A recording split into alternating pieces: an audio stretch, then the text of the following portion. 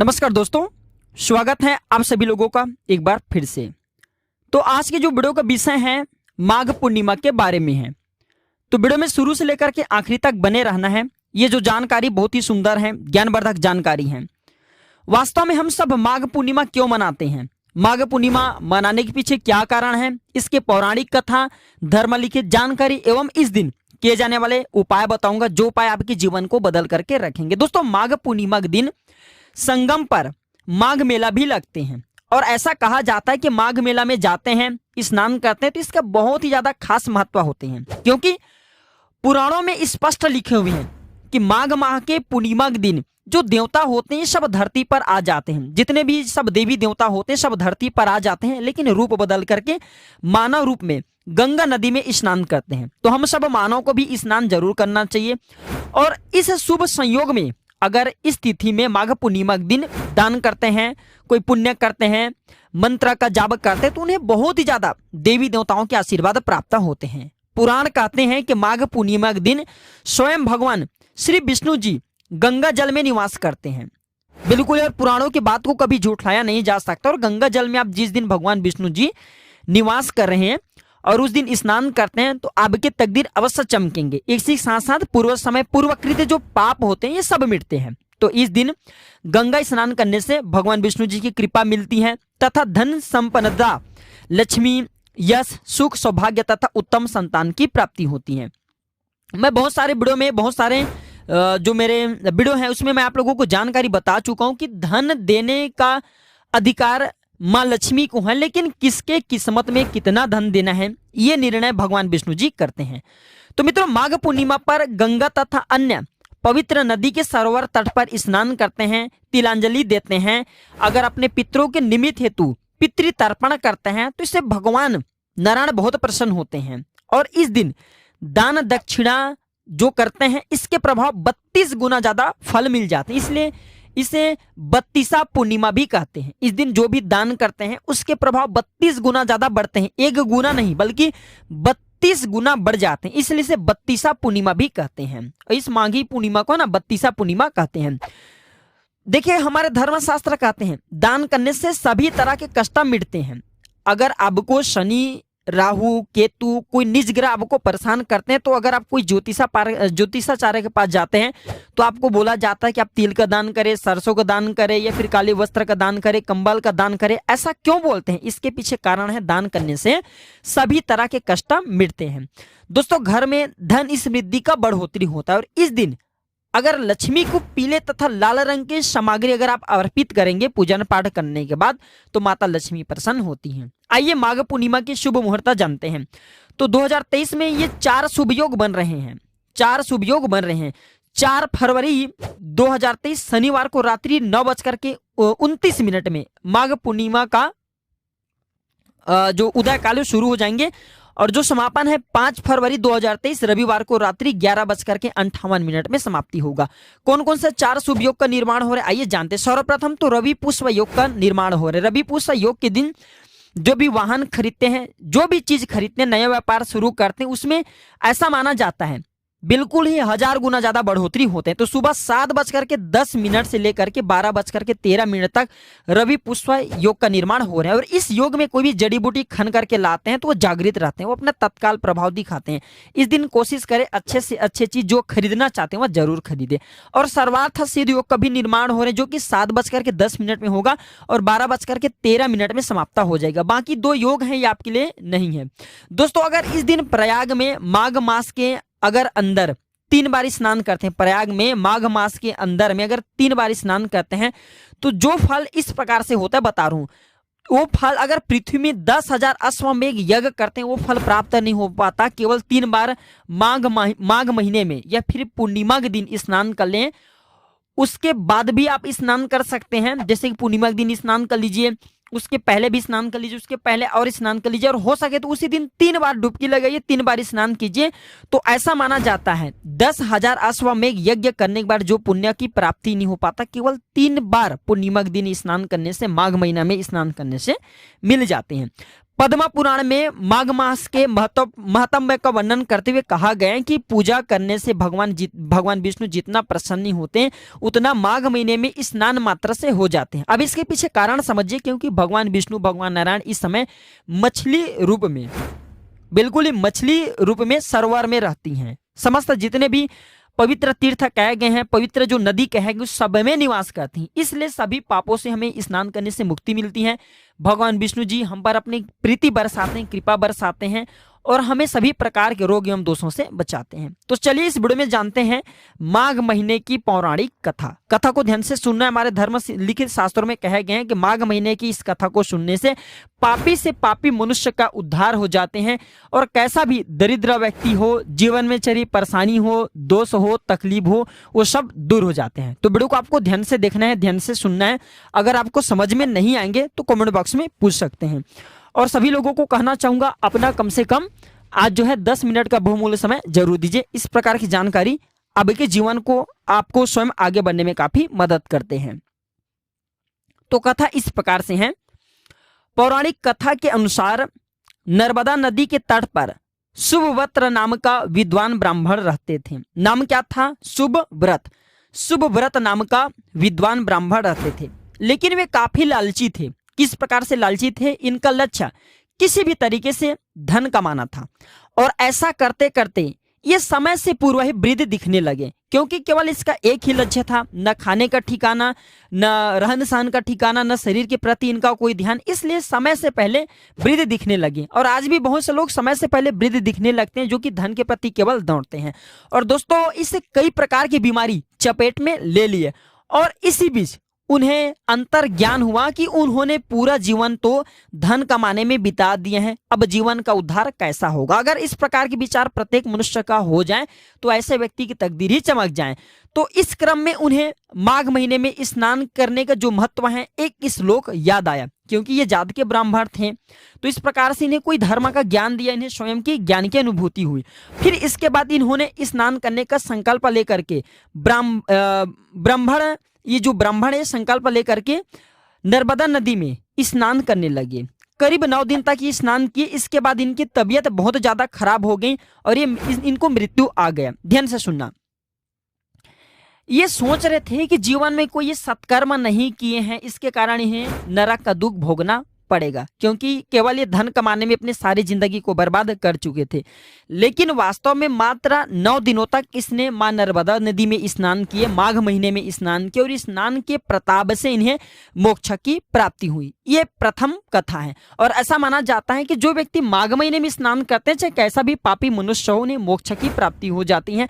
हमारे पुराणों में स्पष्ट लिखे। अब इसकी दूसरी कथा ध्यान से सुनना। कांतिका नगर में धनेश्वर नाम के ब्राह्मण अपना जीवन भिक्षा मांग करके अपना जीवन निर्वाह कर रहा था। उसके कोई संतान नहीं थी। एक दिन उसकी पत्नी नगर में भिक्षा मांगने गई, परंतु सभी ने उसे बांझ कहकर भिक्षा देने से इनकार कर दिया। और आज भी ऐसा होता है, जिनकी कोई संतान नहीं होते समाज में देखना, उन्हें बहुत ही ताना मारा जाता है। फिर ब्राह्मणी ने, ध्यान से सुनिए कथा, फिर किसी ने ब्राह्मण दंपति को, कथा ध्यान से सुनना, ठीक है, और आधे बीच में छोड़ करके नहीं जाना है, अधूरे ज्ञान हमेशा खतरनाक साबित होते हैं। फिर किसी ने ब्राह्मण दंपति को 16 दिन तक माँ काली की पूजा करने का विधान बताया कि आप माँ काली की पूजा कीजिए, आपको सभी प्रकार के जो पुत्र की परेशानी आ रही हो, परेशानी दूर होंगे। तो उन्होंने विधि विधान से माता काली की पूजन किया, आराधना किया। तब उनकी आराधना से प्रसन्न होकर के माँ काली ने दोनों को संतान प्राप्ति करने का वरदान दिया और कहा कि अपने सामर्थ्य के अनुसार प्रत्येक पूर्णिमा को तुम दीपक जलाओ, प्रत्येक पूर्णिमा को तुम सामर्थ्य के अनुसार दीपक जलाओ, जितना आपसे बन पड़े उतना दीपक जलाओ। इस तरह हर पूर्णिमा के दिन वो दीपक आपको धीरे धीरे बढ़ाते रहना है, क्रम नहीं करना है, जब तक कम से कम आपके 32 दीपक ना हो जाए। इसके बाद ब्राह्मण ने अपनी पत्नी को पूजा के लिए पेड़ से आम का कच्चा फल तोड़कर दिया और उसकी पत्नी ने पूजा की, फलस्वरूप वह गर्भवती हो गई और एक पुत्र ने जन्म लिया जिसका नाम देवदास रखा। देवदास जब बड़ा हुआ तो उसे अपने मामा के साथ पढ़ने के लिए काशी भेज दिया गया। काशी में धोखे से देवदास का विवाह हो गया। देवदास ने कहा कि वह अल्पायु हैं, परंतु फिर भी जबरन उसका विवाह करवा दिया गया। कुछ समय बाद कालू से प्राण लेने आया, लेकिन ब्राह्मण दंपति ने पूर्णिमा का व्रत रखा था, इसलिए काल उसका कुछ बिगाड़ नहीं पाया। तभी से कहा जाता है कि पूर्णिमा के दिन व्रत करने से संकट से मुक्ति मिलती है और सभी मनोकामना पूर्ण होती हैं। पूर्णिमा के दिन कौन सा काम नहीं करना चाहिए जिससे आपके जीवन में परेशानी आए, आइए इस वीडियो में जान भी लेते हैं। दोस्तों, ऐसा कहा जाता है कि पूर्णिमा के दिन भूल करके आपको तामसिक भोजन नहीं खाना चाहिए, क्योंकि इस दिन माता लक्ष्मी, भगवान नारायण जी प्रत्येक मनुष्य के द्वार में आते हैं। जैसे हर व्यक्ति बोलते हैं ना, कई कथाओं में सुने होंगे कि घर के द्वार पे हमें जूते चप्पल क्यों नहीं रखना चाहिए, क्योंकि पूर्णिमा, अमावस्या और एकादशी की तिथि में माता लक्ष्मी प्रत्येक मनुष्य के द्वार में आती हैं। आप माने या ना माने, माता लक्ष्मी प्रत्येक मनुष्य के द्वार में आती हैं। जिनके पट के द्वार खाली खुले होती हैं पूर्णिमा के दिन, अमावस्या के दिन, ऐसे व्यक्ति के घर में माता लक्ष्मी प्रवेश कर जाती हैं। जो लोग अपने पट को बंद करके रखें, ऐसे व्यक्ति के घर में हम स्वयं प्रवेश नहीं करते हैं। आप मेहमान बन करके जा रहे हैं, स्वयं प्रवेश नहीं करते, तो माता लक्ष्मी कैसे प्रवेश करेंगे। तो पूर्णिमा के दिन भूल करके जैसे कि तामसिक भोजन है, मदिरा है, लहसुन है, प्याज है इत्यादि का सेवन नहीं करना चाहिए, इससे लक्ष्मी दूर होती हैं। और माघ पूर्णिमा के दिन कम से कम ये काम आपको जरूर करना चाहिए। क्या काम करना चाहिए, आइए जानते हैं। वीडियो को पूरा जरूर देखना है। अगर आपके मन में कोई डाउट है, कोई क्वेश्चन है, तो कमेंट बॉक्स में बिल्कुल बताएं, आपकी मदद की जाएगी। दोस्तों, चूंकि इस बार का जो पूर्णिमा है ये रविवार के दिन पड़े, तो रवि पुष्य योग नक्षत्र का भी निर्माण हो रहे हैं। तो रवि पुष्य योग का निर्माण हो रहा है, तो इस दिन सोना खरीदना बहुत ही शुभ माना जाता है। इस दिन सोना खरीदने के बाद उसे अपने घर के पूजन स्थान में माता लक्ष्मी को अर्पित करें, और अर्पित करने के बाद आप इसे अपने धन स्थान में रखिए, तो धन में आपके 32 गुना ज्यादा बढ़ोतरी होगा। सोना अगर आप इस दिन खरीदते हैं, कोई बहुत से ऐसे लोग होते हैं जो कि इस दिन नया कारोबार शुरू करना चाहते हैं, दुकान इत्यादि खोलना चाहते हैं, या फिर कोई भी शुभ कार्य करना चाहते हैं, तो रवि पुष्य योग का निर्माण इस दिन आप बिल्कुल ही कीजिए। ये योग फिर आपको पूरे साल में नहीं मिलेंगे, साल की आखिरी में मिलेंगे। अभी रवि पुष्य योग का निर्माण कर लीजिए। और रवि पुष्य योग का निर्माण होने के कारण भगवान अगर विष्णु जी की पूजा करते हैं, कृष्ण जी की पूजा करते हैं, और पूजा में अगर उन्हें पीत वस्त्र पहना देते हैं, भेंट कर देते हैं, और अगर बूंदी के लड्डू का भोग उन्हें चढ़ा देते हैं, तो इससे धन में वृद्धि होती है। धन में ऐसा माना जाता है 32 गुना ज्यादा वृद्धि होती है। माघ पूर्णिमा पर गंगा जल से स्नान करने के बाद अगर भगवान विष्णु हैं, माता लक्ष्मी से दूध और गंगा जल का अभिषेक करते हैं, इसके बाद श्री सूक्त का पाठ करते हैं, कनकधारा स्तोत्र का पाठ करते हैं, तो माता लक्ष्मी और भगवान विष्णु सदा आपके ऊपर में आशीर्वाद बरसा रहते हैं। माता लक्ष्मी से धन की प्राप्ति होती है, और भगवान विष्णु के आशीर्वाद से वह धन स्थायी रहती है। घर में कलह कलेश एवं किसी भी प्रकार के नकारात्मकता शक्ति जो होती है, नकारात्मक जीवन में आ रही परेशानी, ये आपको आने नहीं देते। और कुछ जानकारी बता रहा हूँ, पेन कॉपी में इस प्रकार की जानकारी को नोट करके रखिए, ये आपके जीवन में आपको बहुत ही काम आएंगे। माघ पूर्णिमा के दिन पीपल के पेड़ की पूजा जरूर करना चाहिए। हमारे धर्म शास्त्रों में कहे गए हैं कि माघ पूर्णिमा के दिन पीपल के पेड़ की, चाहे कोई भी मनुष्य, पापी ही मनुष्य क्यों न हो, इनको जरूर पूजा करना चाहिए। पीपल के पेड़ को भगवान विष्णु जी के प्रिय पेड़ माना जाता है। भगवान श्री विष्णु जी ने, भगवान श्री कृष्ण ने गीता में स्वयं कहे हैं कि मैं वृक्षों में पीपल के वृक्ष हूँ। तो माघ पूर्णिमा के दिन पीपल के पेड़ पर दूध मिश्रित अगर आप जल चढ़ाते हैं, चाहे नॉर्मल दूध हो, चाहे दूध में आप मिश्री मिला लीजिए, चाहे आपके घर में शक्कर हो, चीनी से मिला करके चढ़ा सकते हैं। अगर आप चढ़ाते हैं, घी का दीपक जलाते हैं, तो ऐसा करते हैं, तो सर्वप्रथम तो आपके पितृगण को मुक्ति मिलते हैं। जैसे पितृ आपके किसी कारणवश अर्ध मृत्यु को प्राप्त हो गए हैं और नरक की यातना सह रही, तो उन्हें मोक्ष की प्राप्ति होती है। आपको जीवन में सभी प्रकार की इस उपाय को करने के बाद भौतिक सुख की प्राप्ति होती है। इस दिन कोशिश करें पीपल के वृक्ष के नीचे में घी का दीपक शाम के समय में जरूर जलाइए, और कम से कम 7 बार पीपल के वृक्ष की परिक्रमा करना चाहिए। पीपल के वृक्ष की परिक्रमा करें तो आप पीपल के वृक्ष की परिक्रमा नहीं करें, बल्कि इस दिन लक्ष्मी और नारायण की परिक्रमा करें, क्योंकि इस दिन साक्षात लक्ष्मी एवं नारायण पीपल के वृक्ष पर आ जाती हैं। और ऐसा माना जाता है कि इस दिन चंद्रमा अपनी 16 कलश से युक्त होकर के अमृत वर्षा करते हैं। 16 कलश से युक्त होते हैं पूर्णिमा के दिन, चंद्रदेव 16 कलश से युक्त होते हैं। तो इस कारण इस दिन अगर नदी के जल हैं, ये सब अमृत तुल्य माना जाता है, और इसमें स्नान करते हैं तो सभी प्रकार के पाप हैं, इससे मुक्ति मिलती है, रोग हैं, दोष हैं, ये भी दूर होते हैं। आइए कुछ मैं आप लोगों को और विशेष रूप से इनकी जानकारी बता दूं, जो जानकारी आपको आपके जीवन में आगे बढ़ने में काफी मदद करेंगे। दोस्तों, धार्मिक मान्यता के अनुसार जो नारियल है, इसे शुभ का प्रतीक माना जाता है। तो आइए मैं आप लोगों को नारियल की कुछ जानकारी बता रहा हूँ। ये जानकारी आपको बहुत काम आएंगे। जो एकाक्षी नारियल होते हैं, ये एकाक्षी नारियल भगवान विष्णु तथा माता लक्ष्मी के स्वरूप कहे हैं। तो एकाक्षी नारियल बहुत ही दुर्लभ होता है। मान्यता है कि यह नारियल जिसके पास में होता है उसके जीवन में कभी आर्थिक कष्ट नहीं आने देती। तो इस दिन एकाक्षी नारियल आप अपने घर में खरीद करके लाइए। खरीद करके लाने के बाद इसे माता लक्ष्मी भगवान विष्णु जी को समर्पित कीजिए। और यह एकाक्षी नारियल आप अपने घर में पूजन स्थान है, तिजोरी है, वहाँ पे जरूर रखें। यह आपको बहुत ही प्रगति कराएंगे। ज्योतिष शास्त्र के अनुसार माँ लक्ष्मी की कृपा से माघ पूर्णिमा की रात विधि विधान से अगर आप इनकी पूजा करते हैं तो बहुत ही लाभ होता है। जैसे मध्य रात्रि में माता लक्ष्मी को अगर इस दिन 11 कमल के गटके हैं, अष्ट लक्ष्मी के लिए जो है अष्टगंध आते हैं, ध्यान देना, अष्टगंध पूजन पाठ की दुकान पे मिलते हैं, ये लाते हैं। और अगर माता लक्ष्मी को आप इसे चढ़ाते हैं, भेंट करते हैं और रात्रि के समय में ही श्री सूक्त का पाठ करते हैं तो फिर आपके तकदीर को बदलने से कोई नहीं रोक पाएंगे। कोई साधारण उपाय नहीं है, क्योंकि इस दिन मध्य रात्रि में रात 9 बजे से लेकर के रात 3 बजे को मध्य रात्रि कहे गए हैं। तो इन्हीं के बीच में माता लक्ष्मी प्रत्येक मनुष्य के द्वार में पूर्णिमा तिथि में आती हैं। लेकिन बहुत से लोग अपने घर के पट को, अपने दरवाजा को बंद कर देते हैं, तो ऐसे घर में माता लक्ष्मी प्रवेश नहीं करती। इस दिन हो सके तो घर के सामने में एक घी का दीपक जरूर जलाना चाहिए माता लक्ष्मी के आगमन के लिए।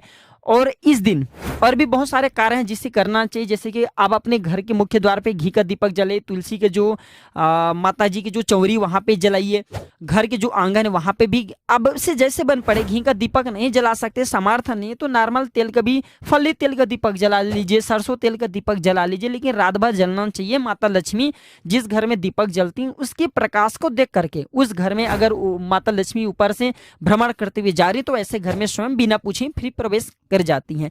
मैं इसलिए इस प्रकार के छोटे छोटे जानकारी बताता हूँ। ये जानकारी आपको आगे बढ़ने में, आपके जीवन को प्रगति करने में काफी मदद करते हैं। तो दोस्तों, यह जानकारी कैसा लगे हमें कमेंट सेक्शन में जरूर बताइएगा। और इस जानकारी को अपने तक सीमित मत रखना, इसे आगे जरूर शेयर करना। ये छोटे छोटे जानकारी आपके माध्यम से आप किसी को शेयर करते हैं तो उनको काफी हेल्पफुल होता है, उनको जीवन को उनके आगे बढ़ने में, उनकी प्रगति करने में काफी मदद करते हैं। तो जनहित एवं जन कल्याण के लिए इसे आगे जरूर शेयर करिएगा। मन में कोई डाउट है, कोई क्वेश्चन है, समझ में नहीं आ रहे तो कमेंट बॉक्स में बिल्कुल ही पूछिए। ऑनलाइन आने पर हमारे द्वारा या हमारे टीम के द्वारा बिल्कुल आपकी मदद की जाएगी। तो दोस्तों, आज की जानकारी पर समाप्त करते हैं। वीडियो देखने के लिए धन्यवाद। नमस्कार।